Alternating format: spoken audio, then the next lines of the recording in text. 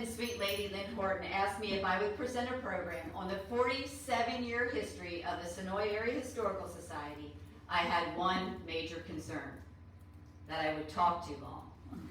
Those of you who know me that Senoia's history and this History Museum are near and dear to my heart, and I could talk about both for hours. I could do an entire program on the Senoia artifacts. Maureen, you touched Oh my goodness. There we go. I could move away from that thing. I could do an entire program on the Senoia artifacts in this museum, like Wanda Jones's patchwork teddy bear. Patchwork teddy bear. Yes, there's a story there. Or the sign piece of the infamous Walking Dead wall. I could do an entire program on the human interest stories that have occurred within these walls and the people who came to us just when we needed them. But not to worry, I timed tonight's talk and it's going to last about 30 minutes. I couldn't cover everything, I wish I could, but I narrowed it down to the information to our major accomplishments as an organization whose mission above all else is to preserve and promote Senoia's history. If I've left out something you think I should have covered, my apologies. 47 years is a lot of historical moments. That being said, as founding director of the History Museum, I am honored and thrilled to present the rich history of the Senoia Area Historical Society. I hope you will be surprised by our accomplishments tonight. I hope you will be glad to learn about the dedicated people who got us to this point. And I hope you will come away tonight simply saying, wow. Our history may not be the greatest story ever told, but it's our story. And like any good story, it begins with, as they say in the literary world, a hook. Imagine for a moment that it is 1976. Senoia's population is 900. We're over 5,000 today. Townspeople are eager to celebrate our nation's bicentennial. It's a patriotic time with a committee formed, event plans made, and funds supplied by the city of Senoia for a parade down Main Street.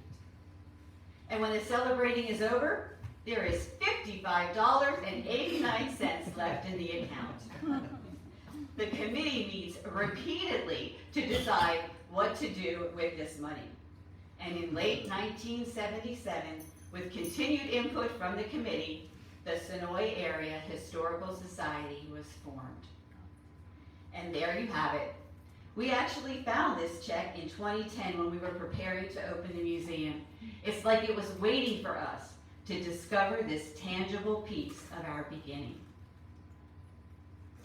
For the rest of the decade and into the next, the Society involved itself in historic preservation and ongoing historical information. In fact, I'm relying on documentation collected over the years, mainly written by Joanne Utt, and documentation, memory, and experience of Nancy Roy. Joanne served as president and secretary over various years, as Nancy did as secretary, and they provided an invaluable written preservation of our town's history and our own history. Because above all things, preserving and promoting Senoia's history is our mission. You know, in Joanne's writings, she would always refer to Senoia as tree-lined streets with dappled shade. You gotta love that.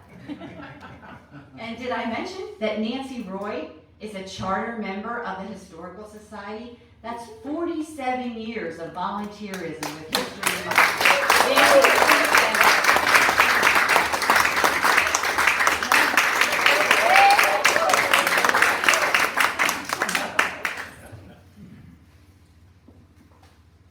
In 1979, undoubtedly, our loftiest undertaking was the Macintosh Fair. The Macintosh Fair was an equal collaboration with SAHS, the Senoia Lions Club, and the Senoia Masonic Lodge members. And it was the town's big event every Memorial Day weekend for 11 years. Yes, 11 years, creating goodwill and community spirit. Does the Macintosh Fair sound familiar to you? Today, we walk past the original signage on our side porch that we have acquired and preserved. And there's a large photo album on our bookshelves there documenting the fairs. But wait, as if executing and planning the first Macintosh Fair wasn't enough, our first SAHS president, Nancy Lamb, contacted Peachtree City artist Joe Ellen Macon to render a portrait defined by her of an Indian woman that would become the visual symbol of the society, naming this image Princess Senoia. Point of reference for new members, Senoia was the mother of Chief William McIntosh. A story for another time. 1980 proved to be a banner year for the society and in turn for the city. SAH members created the first driving tour of 12 historical homes.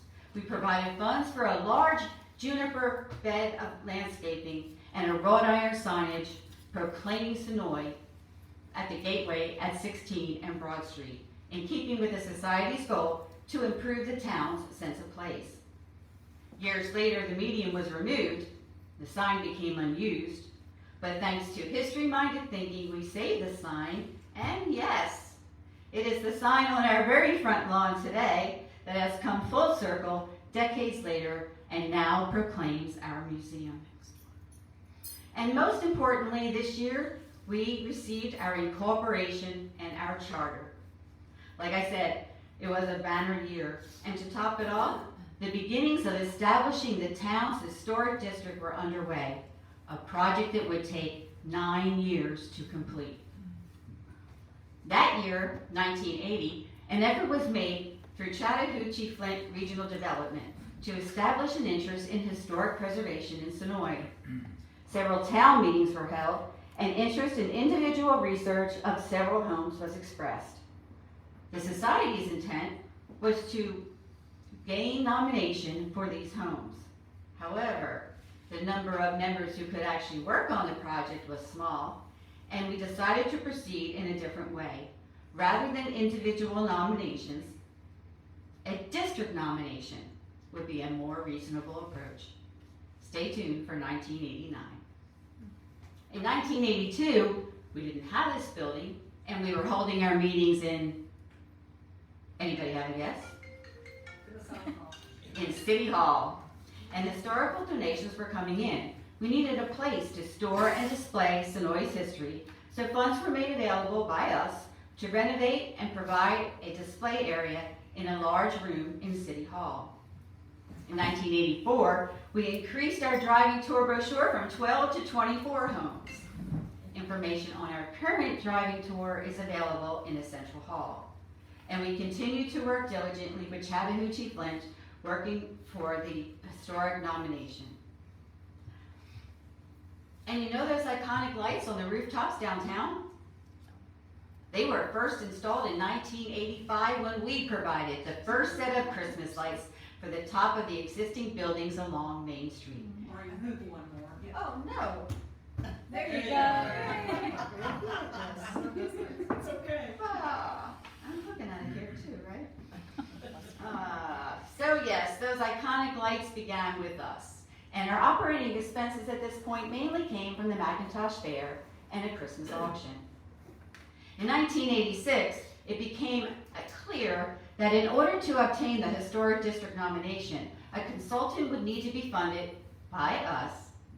Many hours of meetings and obtaining maps, photos, and local facts were completed by us and then processed through the correct channels by the consultant. This effort took about 6 months to accomplish before it was forwarded to the state for the first review. In 1987, through a partnership, Too far. oh, this is so horrible. In 1987, through a partnership with Bucks County Historical Society, the townspeople were introduced to Chief Dode McIntosh, the current chief of the Creek Indian Nation and the great-great-grandson of William McIntosh. We sponsored a gala event in his honor and maintained contact with Chief Dode, who visited a second time in 1988 and provided the Society with written and oral documentation concerning Indian and McIntosh histories. And that is the first jam-packed 10 years. Let's stop here for a moment and think about what we know.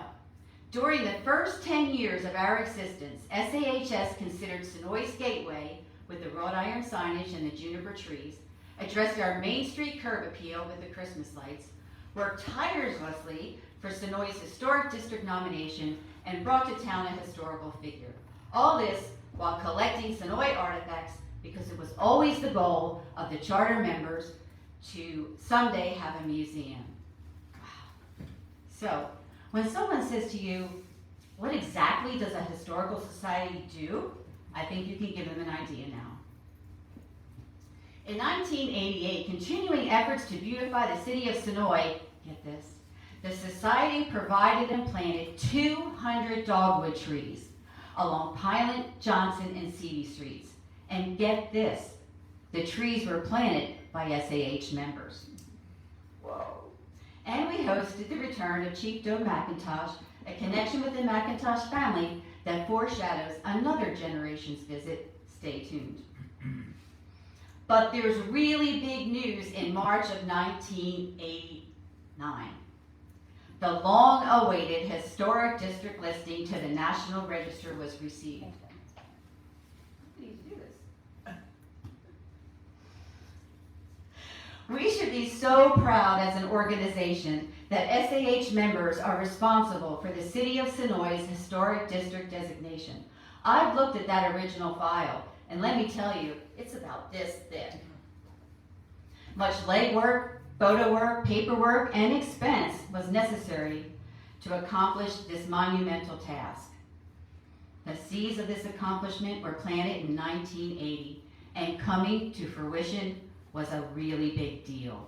A committee was formed, and an all-day and all-night celebration was sponsored by the Society on October 14, 1989, as the state of Georgia officially recognized Senoia Day in Georgia. Months of long hours and hard work made this huge community event attended not only by townspeople, but by governmentaries and folks from all over the state. This year also saw the conclusion of the McIntosh Fair. However, the fair provided revenues for 11 years, and the funds that were available at the conclusion were to provide for the Society's most important project, a place of our own. In 1990, due to good community reputation, a local bank made it financially possible for President Jack Thompson to purchase the 8-room Center Hall house on Couch Street. Purchased for the sum of $35,000 and in disrepair, this project would tax the funds and the efforts of SAH members. In fact, about $39,000 went into repairs within the first few years. Over the next few years, as we worked in the building, we continued to amass Senoia artifacts and raise funds through auctions, tea parties, and wine pairings. But most of our revenue came from a unique and widely popular fundraiser, the Progressive Dinner. First held in 1986 and carried on through the 2000s, the dinners became more elaborate as time went on, with themes like Monet's Garden and The Great Gatsby and the last meal on the Titanic. Imagine for a moment that Senoia's population had reached about 1,500, and our downtown consisted mostly of Hallberg's Fine Furniture and Hutchinson's Hardware, and there were no dinner restaurants downtown. And you can just see what a brilliant idea these progressive dinners were. It's no exaggeration to say that they were the social events of the year. Society members would open up their homes for a 5-course dinner, each course in a different historical home. Appetizers, soup, salad, entree, and dessert, providing a unique opportunity in Senoia to dine dressed in the nines. Held once or sometimes twice a year, these dinners were legendary. Then in 2001, we hosted the installation of the Portrait of Senoia. The Portrait of Senoia is a collection of black and white photographs taken of townspeople in the 1980s and the 1990s by local fine art photographer Gary Gruby. These photos showcase a particular era of our history beautifully and respectfully. The portrait of Senoia is an iconic work of art, which Gary himself has described as a love letter to Senoia. I was always fascinated to watch visitors in awe as they walk our center hall. Through the 1990s and into the 2000s, we worked diligently on renovations, and eventually the building was restored and used for meetings and occasional events. And we hosted 2 Founders Day dinners at Founders Restaurant on Main Street. There was President Lynn Wendt honoring Mr. Ellis Crook. Our other Founders Day dinner hosted Mr. Frank Holger. In 2010, the population of Senoia had jumped to over 3,000 when at SAHS, a plan was set in place to create a history museum. This required research, volunteers, procedures, curating the space, establishing hours, cleaning and painting the interior. We cataloged new artifacts and existing artifacts, building on the foundation to create the viable museum you know today under the leadership of Maureen Schuyler. Y'all remember her, right?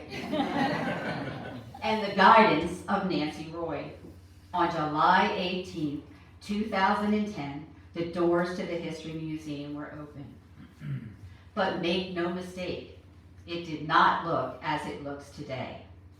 No farmers and merchants teller windows, no Sewell's general merchandise cash register, no Margaret McKnight's Little Miss Senoia tiara, no Riverwood studio projector, to name just a few.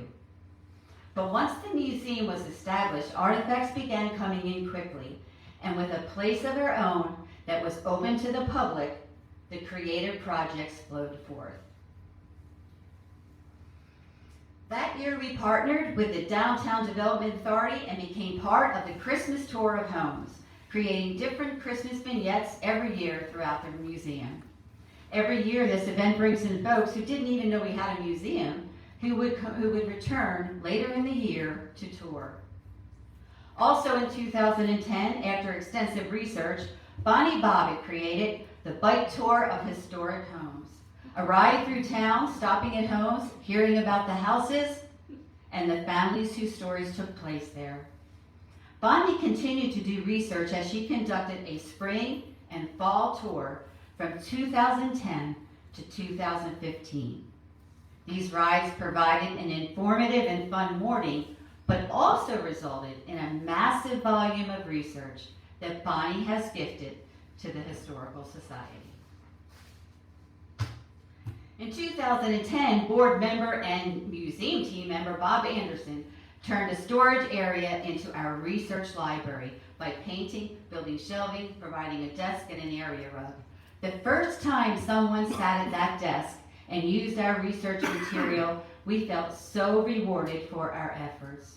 One of the many reasons we do what we do here. And we held our first opening night exhibit, vintage postcards sent either to or from Senoia. Some postcards are still on display in our history room. And this was the inaugural year for our beloved annual limited edition Christmas ornaments of historical buildings, which we continue to do today. And the inaugural year for our Memorial Day display on Main Street, which we did every year of the town's Memorial Day parade and festivities.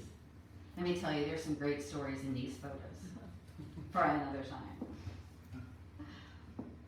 And y'all know that structure on the front of our property. Our research shows that Mrs. Beulah Carmichael had her husband AP build it for her, and she called it her flower pit. An empty pit for years until in 2014, when Lynn and Bill Horton brought it back to life, and to this day its contents continue to evolve and bring joy. There was even a restoration provided through a grant for this unique structure, spearheaded by Jan Martin in 2022. Also in 2014, we held our first February event. Why? To brighten up the dreary winter month of February with an exhibit that would just bring joy. We created a charming display of vintage Valentines the first year and had great fun after that coming up with different ideas like vintage jewelry and in 2023, vintage dresses. Stay tuned for what 2025 might bring. And all along, we collected artifacts and the museum kept growing. There is no accurate way to describe how exciting it is to gather treasured pieces of Senoia and then share it with the world. Early on, when those massive Farmers and Merchants Tower windows came, we thought, what a great acquisition. It just can't get any better than this. And then, Callie Weldon gifted us with our 6 black lighted display cases, our big screen TV, black tablecloths with our name on it, gray flannel display boards, and so many more items that allowed us to present ourselves so much more professionally. It was truly a turning point for the History Museum. In 2015, thanks to a successful $18,000 new roof campaign and President Doug Pierman, all would be safe and sound under our new roof. Yes, our roof leaked and our floors shook. So not only a new roof, but shored up floors. No more shaking of the artifacts on our glass shelves. And Peachtree City, VFW, donated that American flag, and Nancy donated the pole. One of my favorite photos ever taken in the museum occurred in 2016 when we hosted a living history event for Brownie Troop 16316. Check out the ladies standing behind the girls. That's Beulah Carmichael and her daughter Ina May, played by Melissa Severson, and her daughter Serenity. Mrs. Hallberg, played by Lori Kolbenslag. Mrs. Weldon by Judy Belisle, and Mrs. Hand by Lynn Horton. As the girls stepped into each of our rooms, they heard from each of these historical figures. Great fun, great learning, and a great treat in the meeting room afterwards. And thanks to Sam Belisle's Eagle Scout project, we have an access ramp making museum visits accessible to all. And thanks to Susan Seidler's talent, our address is front and center. That may seem like a small task, but it actually solved a big problem. The only identification on our property was our driving tour number, which is 9, and our address is 6. A wonderful opportunity came our way in 2017 when we were contacted by Dr. Julia Brock. Her University of West Georgia Intro to Museum Studies class partnered with us for an entire semester as they learned from us and we learned from them. I must pause for a moment now to acknowledge that programs like tonight have been possible because of the vision of Lynn Horton, starting back in 2014. And no program is complete at SAHS without the kitchen wenches. And no, I did not come up with that name, they did. In 2018 and 19, we hosted 2 state-of-the-art curated art shows, transforming our meeting room space into a bona fide art gallery. As you can see by the crowd, they were well attended. And just like the Christmas tour of homes, many of the visitors would return during the year to tour the museum and learn our history.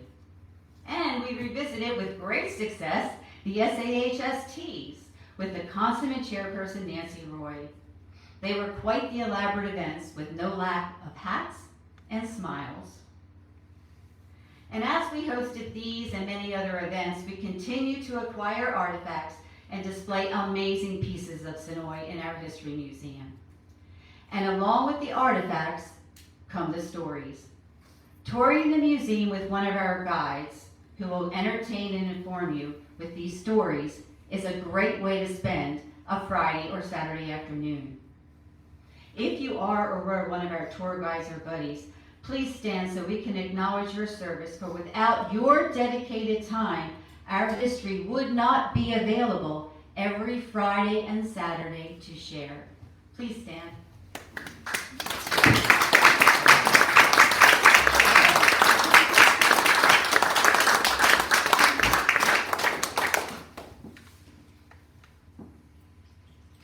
Sometimes you plan and plan, and sometimes life just gives you a gift. In 2018, Dr. Gary McIntosh and his wife Carol walked through our doors on an average Friday afternoon that became a not average Friday afternoon. We could not believe that a direct descendant of Chief William McIntosh was in our building. It was like a rock star entered the building. Dr. McIntosh was kind enough to come back in 2019 for a meet and greet. And then again in 22, 23, and 24. Dr. McIntosh acquaints us with the Creek Indian and McIntosh histories. Then in 2019, through a matching grant opportunity from the Noonan chapter of the Daughters of the American Revolution, we dramatically changed our curb appeal with the porch railing restoration. There's President Doug Colbenslaw cutting the ribbon, along with direct descendants of the Carmichael family. This project was accomplished using an archival photo donated by the Carmichael family, which, by the way, is right there. And we were so gratified in 2020 when we were contacted by the local chapter of the National Society Colonial Dames 17th Century, whose mission in part is to mark historic sites and honor those preserving the buildings. We are so proud to display that marker presented to us on our front porch. And you don't have to live in town very long before you come to hear of Mr. Ellis Crook. Mr. Crook owns many businesses, has lived in Senoia his entire life, and is the town's living legend. In 2020, he mentioned to President Dennis Sanford that he has notes and wished he could publish his memoirs. Dennis said, "Mr. Crook, if you want a book, we'll make it happen." And happen it did. Senoia Boy can be purchased on Amazon and in our museum. And by the way, Mr. Crook paid the publishing costs and has donated 100% of the profits to SAHS in perpetuity. Thank you, Mr. Crook.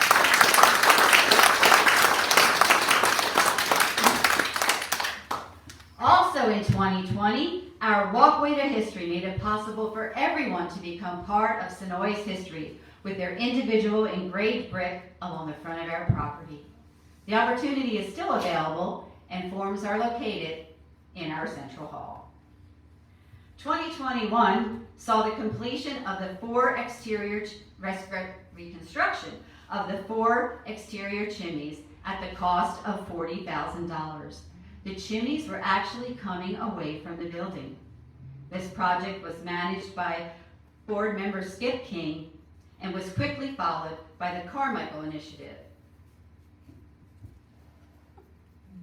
which is an ongoing campaign to cover the cost of the building's exterior renovation. This project is spearheaded by President Steve Malloy. The purpose of the project was to provide an attractive and inviting exterior that is safe, historic, functional, and complementary to the interior at the cost of about $170,000. The work may be done, but we still carry a balance, and donations are still being accepted. Please see the information in the Central Hall or see any board member. This pretty much brings us up to what we are creating and enjoying today. Information about the past year and recent activity is available on our website, Facebook, and Instagram pages. And if you haven't yet considered joining, supporting, and participating with us, please do. But if you will indulge me for another minute or two, I would like to add this. I was often asked over the 14 years, what is your favorite artifact? And over the years, my answers changed as we acquired artifacts. The 1827 land lottery deed, Wanda Jones's teddy bear, Callie McKnight's BB gun. But if you were to ask me any time after 2021 when we acquired it, I would say the Senoia United Methodist Church quilt. Each square is stitched by a different family in 1922. It is lovingly handcrafted. It is massive. It is personal. It is beautiful. And it is a statement of the time, 1922, here in Senoia. Starting in 2021, when it went on exhibit, Crooks, Weldons, Sewells, and even Carmichael descendants, to name a few, viewed this quilt with great joy. Take a look at the lady's face on the photo on the right. She had never been in our museum, was driving past with her daughter and asked if they could come in. When she saw the quilt, she recognized her family's names. Oh my gosh. She had tears in her eyes as her daughter took photo after photo of her. What an experience for her, and what an experience for us to bring unexpected personal history to a visitor. It's another of the many, many reasons we do what we do here.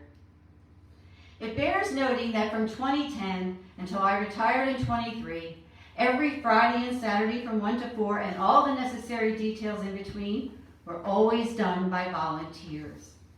When the state of Georgia tourism reps toured a few years ago, that was one of the facts they found most amazing. But for us here at Senoia, it was business as usual, conducted by so many dedicated members. It still is.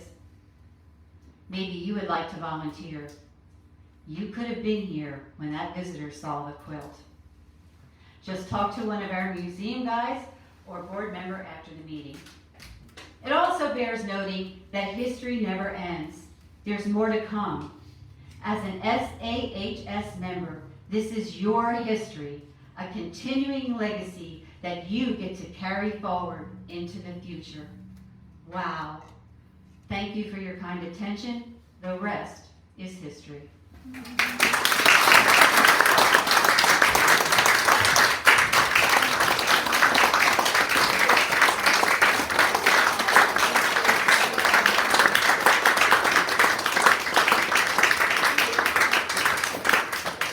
Thank you so much, everybody.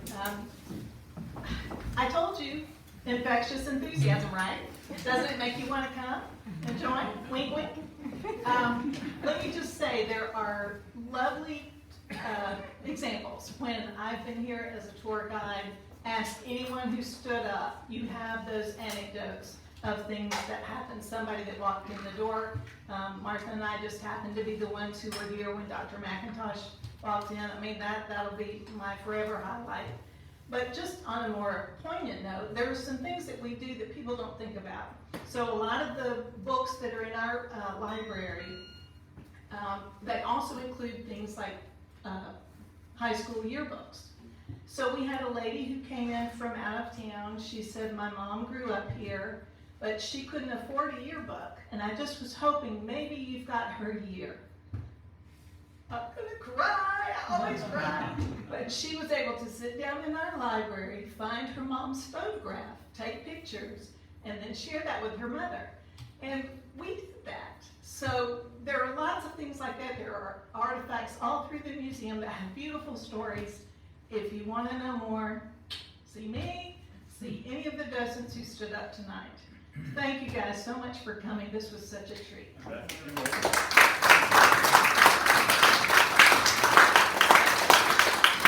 Maureen, only if you will, because you did do a great job, and you ended us a little bit earlier than normal. Not that I want to keep you, but if they have questions, would you be willing to take a couple of questions?